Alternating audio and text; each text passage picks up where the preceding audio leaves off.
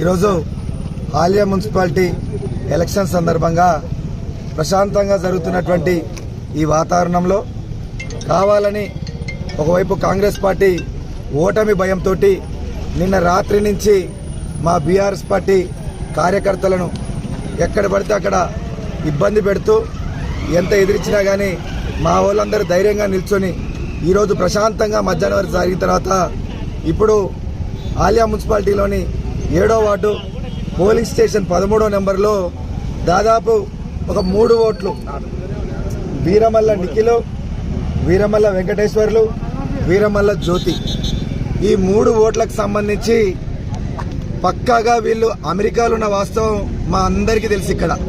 కానీ ఇక్కడ కాంగ్రెస్ పార్టీ వాళ్ళు దగ్గరుండి వాళ్ళు ఇక్కడికి వాళ్ళని తీసుకొచ్చి వేరే వాళ్ళని తీసుకొచ్చి వాళ్ళ ప్లేస్లో వాళ్ళని ఓటేయడం జరిగింది. దీనికి సంబంధించి తక్షణమే ఇక్కడ ఉన్నటువంటి ఆరో గారికి కంప్లైంట్ ఇవ్వడం జరిగింది. వాళ్ళు కూడా ఇప్పుడు లంచ్ సమయంలో బయటికి వెళ్ళడం జరిగింది. ఖచ్చితంగా వాళ్ళ మీద ఏదైనా సీసీ ఫుటేజ్ చూసిన తర్వాత ఖచ్చితంగా వాళ్ళ మీద యాక్షన్ తీసుకుంటాం. యాక్షన్ తీసుకోవడం పాటు ఆ ఓటు ఇంపర్సనేషన్ చేశారు కాబట్టి చట్టరీత్యా వాళ్ళ మీద కేసులు కూడా పెడతామని చెప్పి హామీ ఇవ్వడం జరిగింది.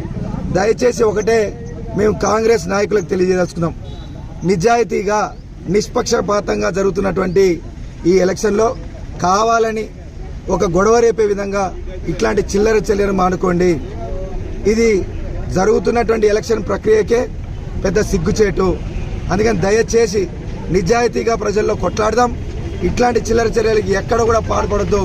అంతా సజావుగా సాగుతుంది, అత్తే సజావుగా సాగనిద్దామని మనస్ఫూర్తిగా మీ అందరికీ తెలియజేస్తున్నా.